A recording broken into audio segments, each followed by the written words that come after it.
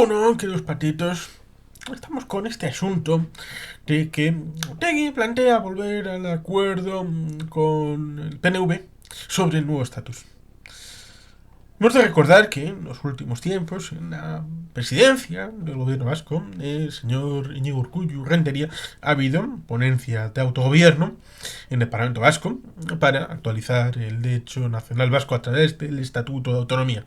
Hemos de decir que ha habido algún acuerdo referido a las bases de las ponencias, en aquel caso en el ámbito de PNV, en EH Bildu y en primer término, el señor Lander Martínez, que ahora está en Sumar, debería recordarlo, firmó un preacuerdo, pero que luego al día siguiente se desdijo porque había dificultades y luego también ha habido algún tipo de asunto parecido con la ley de educación, en donde en principio tenían un concepto bastante aceptable para un acuerdo cuatripartito entre H. Bildu, Partido Socialista, PNV y Podemos, el Carrequín Podemos en el Parlamento Vasco, pero primero Podemos se fue desmarcando poquito a poco y luego por vete a saber qué, digamos, después de haber tenido metidas enmiendas y haber sido aprobadas, H. Bildu acabó votando en contra. Lo cual resulta curioso porque el señor Ochandiano era uno de los ponentes de esa asuntabilidad, como es el asunto de la ley de educación, y era uno de los fontaneros del Politburó en este asunto. Resulta curioso, porque se establece ese marco por el señor Otegi referido al autogobierno. Pero, ¿qué relación hay en el autogobierno, en el ámbito de la histórica izquierda Chale y de Arnaldo Otegi Mondragón respecto a ese volver al nuevo estatus? Tegui ya ha dicho alguna que otra vez en los últimos meses o semanas referido a volver al modelo policial de comienzos de la Ertzaintza. Hemos de recordar que esta fue objeto de infiltración por parte de ETA, de Juana Chaos, como uno de los primeros participantes de aquellas primeras promociones.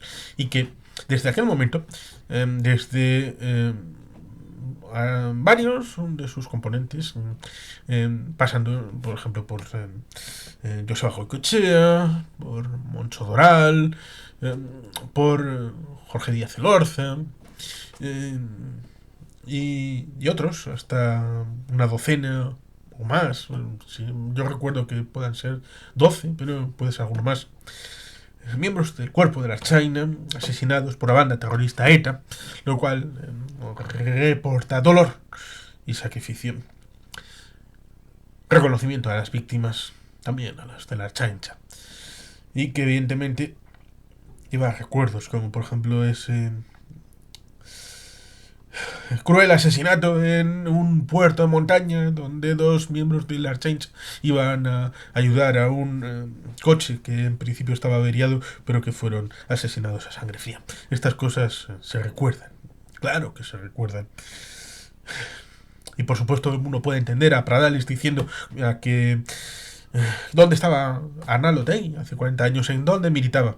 Porque uno de esos chainas muertos fue compañero de Icastola del propio Pradales.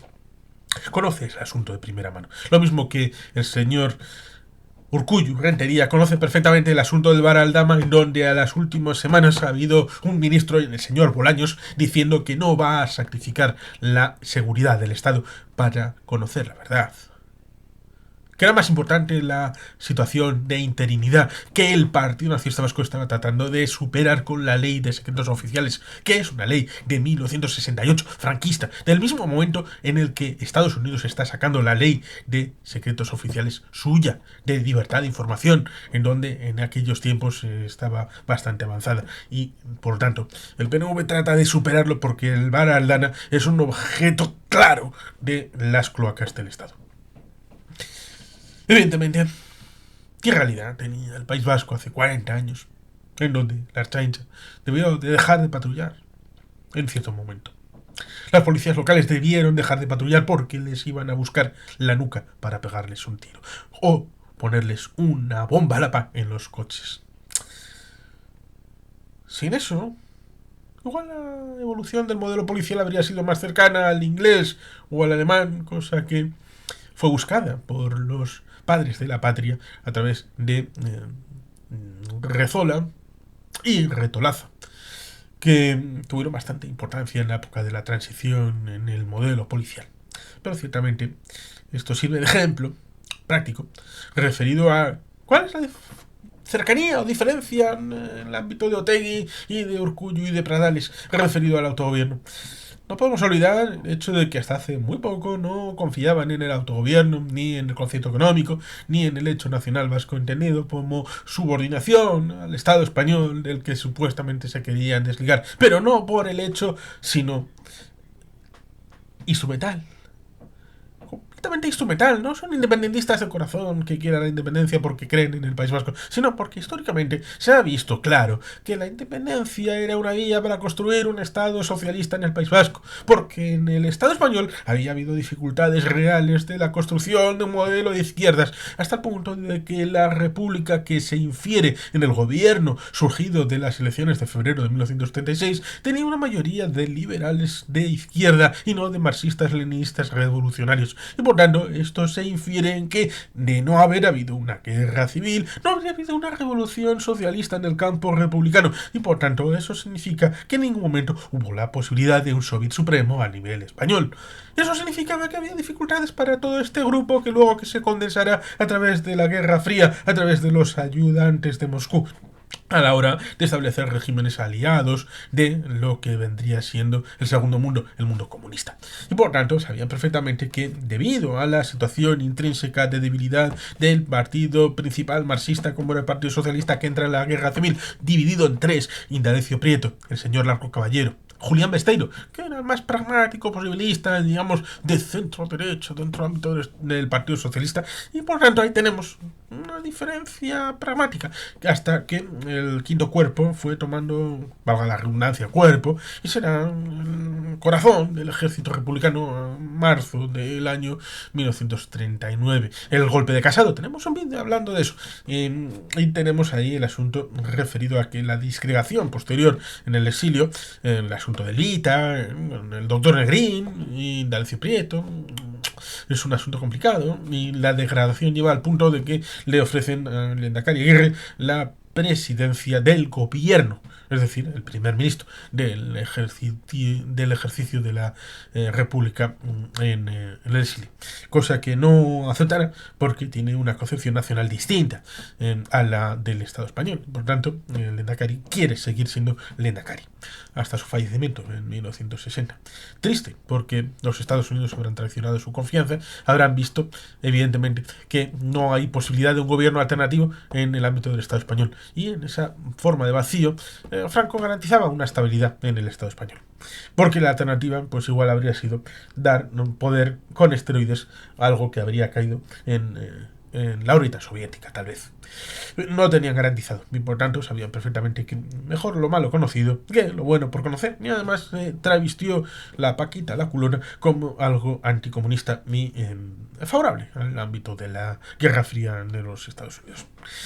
Pero bueno, ahí está el asunto, donde sabían perfectamente cuando se construye Ekin, ETA, tratar de abrir una brecha. Ahí tenemos el libro de Juana Julia Guerra, el hermano mayor de Eugenio Ibarzábal, como un primer aproximamiento a la hora de entender que desde ciertos ámbitos de servicios secretos trataron de abrir un hueco en esa brecha que se abrió entre el partido y el gobierno en el año 56-57, y que tenía cierta raíz y que es bastante humano el hecho de discrepar, y que lo humano y lo colectivo trataron de abrir brecha y incorporar a ciertos jóvenes que siempre en la juventud tiene que ser un poco rebelde, un poco inconformista, y veían que no se iba a conseguir nada a lo bruto al día siguiente y que era difícil estar en una situación de dictadura, pero la gente debería de historia, comprender la historia porque es importante. Entender que los periodos largos de dificultad en el caso del Estado español llevaron a 8 siglos de llamada reconquista, y en el ámbito de los Balcanes desde la desaparición del ámbito del Imperio Bizantino, en el ámbito de Grecia hasta la recuperación del Estado griego en 1830. Duró bastante, muchos siglos de estar bajo la bota del Imperio Otomano. Y por tanto, esos periodos de larga duración, que lo mismo en el ámbito de la construcción de las catedrales, son ámbitos que no los ve una generación, ni la siguiente, ni la siguiente, sino que son de larga duración, de ir soportando una sedimentación. Es algo que ciertas generaciones no están dispuestos a asumir y querían ver la libertad ellos mismos, en su juventud, en su vida, en su ciclo vital, para construir lo nuevo de ellos mismos. Y eso evidentemente conllevó el acercamiento de la creación de ETA. Y ETA, evidentemente, sabía perfectamente que la relación con el mundo bolchevique, del mundo socialista, del mundo comunista, solamente podía venir de la construcción de un Estado diferente al Estado español, que no iba a ser ni bolchevique, ni comunista, ni soviético. Y por tanto había que instrumentalizar la independencia de un País Vasco que era más permeable a las izquierdas para construir esa nueva realidad. No por ser independiente, no por ser vasco, sino por ser más viable el aterrizaje de esas ideas en Guerra Fría en un País Vasco independiente que en una España roja. Y por tanto, esto debe de entenderse. ¿Qué modelo del País Vasco tienen esta gente? ¿Qué modelo de autogobierno? Se ha visto claramente que cuando ha habido la posibilidad de que parte de la izquierda gobernara en Madrid junto con el Partido Socialista, ellos han aceptado de buen grado aceptar leyes allí votadas gratis et amore que infringían el autogobierno vasco. La ley de vivienda, que se han quedado solos porque Esquerra Republicana de Cataluña, que votó a favor en el Congreso, luego la ha votado en el Parlamento de Cataluña para denunciarla.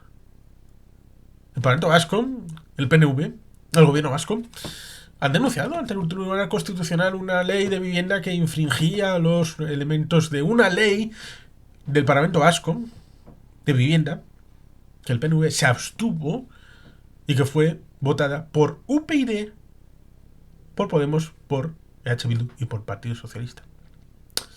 Y que, por lo tanto, después de haber sido votada, no es una ley de esos 4 grupos, es una ley vasca de vivienda, de las instituciones vascas, y como tal la defenderá siempre el PNV y el gobierno vasco.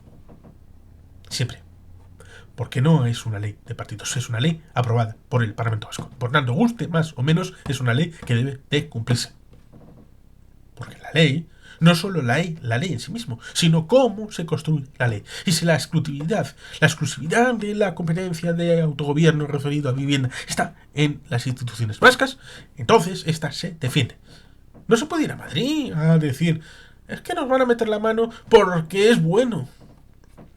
¿Y si hay una ley de vivienda que es chachi progre, súper chachi progre, mucho más progre, que viene del Parlamento de Portugal?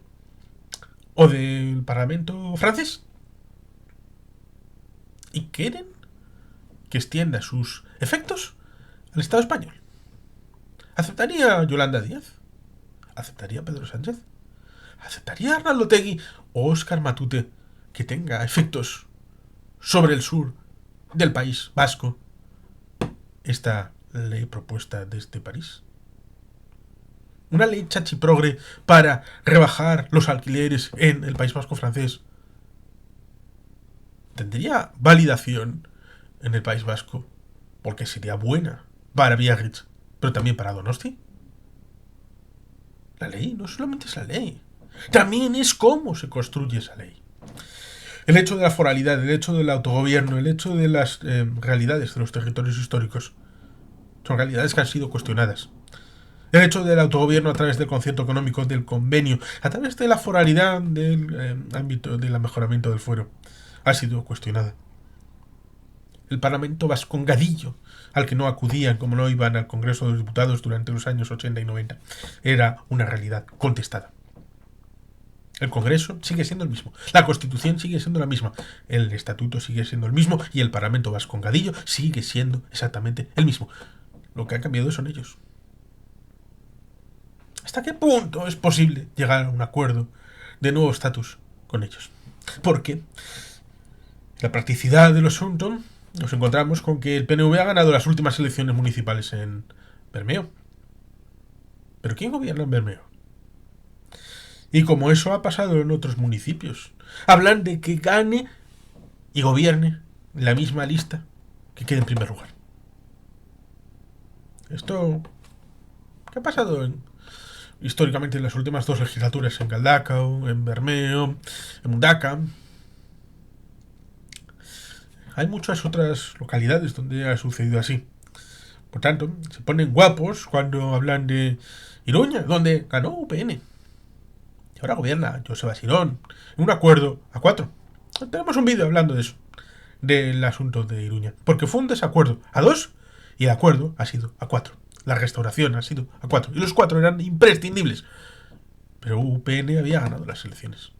¿Cómo era eso de que gobierne la lista más votada? Ah, la lista más votada de las fuerzas progresistas. Entonces, Guirovalle es progresista. Pero bueno, ciertamente es alucinante lo que llegan unos a aceptar. Y a aceptar de manera explícita. Evidentemente debemos de recordar pequeños detalles que el amigo Pedro Ereña nos comentaba acerca de esta visión de que quieren colectivizar Euskadi. Y es cierto, quieren no solamente una cooperativa dirigida por ellos, porque cualquier otra cosa que no dirijan ellos es algo que molesta, sino nacionalizar bastantes cosas.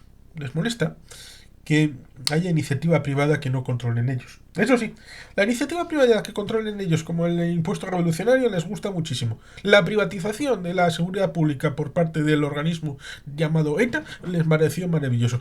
La privatización del servicio de justicia que hicieron con el tiro en la nuca. Eso, maravilloso, perfecto, no hay ningún problema. Pero la situación del ámbito público y privado pues tiene elementos importantes. Evidentemente, el asunto de los gulags es una privatización del servicio de cárceles que les gustaba muchísimo. Si tuviera una hegemonía, supondría en la práctica la eliminación de la alternancia democrática, porque esto ya pasó con el FIS y el GIA en la primera vuelta en el ámbito de las elecciones en Argelia, 1991-1992, y tenemos un vídeo hablando de eso, en donde se dijo, por parte de este Frente Islámico de Salvación, que después de 30 años de dictadura de partido único, que empezaba un cierto pluripartidismo, danos un voto para siempre. Algo parecido. Y por tanto, quedaba claro, implícitamente, que un voto al FIS, en mayoría, y podía ganarlo, como ganó la primera vuelta, haber ganado la segunda vuelta, era volver a un esquema de partido único, pero con islamistas en vez de con socialistas. Y por tanto, ahí Francia tomó mucho miedo y obligó a Argelia a disolver el ámbito de la segunda vuelta y no ejecutarla. Por tanto, esta gente son bastante de partido único, ya sea el ámbito de China, Vietnam, Camboya, la Rusia de Vladimir Putin, Maduro, Corea del Norte. Por tanto, la Siria de Bashar al-Assad. Por tanto, es autocracias versus democracias y algunos están en otro escenario distinto, por mucho que se vistan de Armani. Evidentemente, tenemos esos valores presuntamente neocomunistas como carta de presentación. Ámbito presuntamente progresista pero anticapitalista. En la Diputación de Guipúzcoa lo pusieron en práctica con el modelo de gestión impositiva que tuvieron entre 2011 y 2015, que sirvió para que hubiera una fuga de capitales y de personas de la Diputación y del territorio hacia Guipúzcoa, no, hacia Vizcaya y hacia Álava. Vizcaya y Álava, y en parte a Navarra, y en parte a Madrid. Por tanto, ese experimento ya está hecho. Por supuesto, todo este capítulo de llamado movimiento Ocupa, cierto es que hay un porcentaje menor de en torno a un 6, 8, 9% en Vizcaya, Guipúzcoa, Navarra, referido a la forma de impacto de esto de la ocupación, pero no hay que poner las vendas cuando hay un problema, hay que poner el marco de posibilidad de actuación cuando el problema es pequeño, para que no se extienda el problema, y hay que arreglarlo antes de que sea algo urgente. Y por tanto, cuando Pradales habla de estos problemas y de que hay que tomar medidas, lo pone no porque sea un asunto que sea de vida o muerte, sino para evitar que lo sea. Antisemitismo. Tenemos el 7 de octubre. No hay que ir a la Shoah. El 7 de octubre, lo que hicieron esos salvajes en Israel. A un amigo, a Moshe Rosen, tenemos conversatorios con él. Pudo haber muerto ese día. Y por tanto, tenemos mucha sensibilidad acerca del ataque, porque hicieron cosas horribles. Quemar a gente en hornos de pan, ciertamente recuerda a la Shoah, pero es que tuvieron la brillante idea de grabarlo en vídeos y enviarlo a los contactos de WhatsApp y de Telegram y de otras redes sociales. Por tanto, ellos mismos le dijeron al mundo, no solamente lo hemos hecho, sino que estamos orgullosos de ello. Y por tanto, cuando no hay ni una sola manifestación en Europa sobre las masacres de Yarmouk, de los asesinatos en Sanaa, de los Rohingya y de muchas otras realidades, no podemos sino estar asqueados de ese antisemitismo. Lo mismo que esas falsas ideas presuntamente igualitarias, la ideología de género que nos llevó a la ley del solo sí es sí, de la ley trans, ese anti-igualitarismo que está trasnochado porque la ideología woke está pasando de moda y está circunscrita a un hecho cultural en Estados Unidos, y nosotros en el ámbito vasco no tenemos los mismos elementos ni coordenadas como en Estados Unidos en su realidad acerca de la imbricación de este marco de pensamiento. Y por tanto la igualdad debe de ser vasca, no porque la igualdad tenga un apellido, sino porque debe tener igualdad en el ámbito de la realidad nacional vasca, porque no todo el mundo es igual y no puede serlo, ni deben de ser todos exactamente iguales, porque somos diferentes todas las personas. Debemos tener derechos iguales, pero no ser iguales nosotros. Por tanto, es una realidad que viene consustancial con el marco jurídico político, que no puede ser trasplantado de manera mimética de aquellos lugares donde hay otras coordenadas. Por tanto, debe de ser una igualdad en Euskadi. Y por supuesto, todos los temas de ecologismo, pacifismo, pacifismo en tanto en cuanto aparentemente si te rindes es fantástico porque hay paz. Que se lo digan a Zelensky, que se lo digan a los ucranianos. El tema ecologista, haciendo dejación del asunto de que se pueda explorar y explotar asuntos como el gas. Pero sí podemos traer gas de Argelia o de los países del Golfo, gastando un montón de energías para el mundo, en donde evidentemente sea mucho más cercano si pudiéramos explorar y explotarlo. Cuando se hizo una exploración y explotación de petróleo, en Burgos hay para un mechero Bunsen o algo así, pero en el ámbito del País Vasco se investigó y no había petróleo, pero había gas potencial. No se sabe cuánto hay. Pero como energía de transición y en el ámbito de los impuestos en la Bahía de Vizcaya, tenemos ahí un importante elemento a través de Petronor, de Bahía de Vizcaya, tenemos ligado a energía de los 10.000, 11.000 millones de euros referidos a impuestos, 3.500 devengados de la actividad económica ligada a la energía, y importante la importación del tema del gas. Y por tanto ahí está un asunto que luego va a través del ámbito del órgano de coordinación tributaria y todo esto a suministrar dinero a los presupuestos de la Diputación Foral de Vizcaya y para el gobierno vasco en temas muy importantes de seguridad social, de educación, sanidad, Por tanto, políticas públicas destinadas a la gente. Por tanto, no se puede coger el hacha y atacar directamente el suministro de impuestos con actividad económica, actividad energética, como es el tema ligado al gas, pero es que tenemos otras cosas, el tema del hidrógeno, el tema de las energías nucleares. Yo estoy dispuesto a decir aquí, como ya he dicho alguna que otra vez, que por mí, en Lemoiz, central nuclear. Vallech, sí, yo sí. Por supuesto, porque es de energía limpia. Porque tenemos un elemento importantísimo, como son los reactores de cuarta generación, incluso reciclables. Esto lo está haciendo Rusia, lo está haciendo China, lo está haciendo Estados Unidos. Los mini reactores, una política energética con taxonomía verde en ámbito europeo. Por tanto, ahí tenemos mucho que aprender y mucho que devengar en nuestra factura con la realidad. Y por supuesto, toda esta situación de mercancía falsa, woke y todo esto, que aglutina aparentemente frentes amplios que tienen políticas concretas, arcoíris, cuando ya el arcoíris nos lo trataron de meter con la icurriña aquella de colorines, que había sido antes de blanco y negro, pero esa no funcionó y por tanto cambiaron la bandera de HB con la bandera de colorines. Y aquella tampoco funcionó. Trataron de meternos en la Renovella, tampoco funcionó. Y luego nos metieron la bandera de Navarra. Una bandera de Navarra creada en 1910 por 3 miembros del nacionalismo vasco. Y por tanto, ligadas al PNV, tanto como la icurriña surgida de Sabino y de Luis Arana.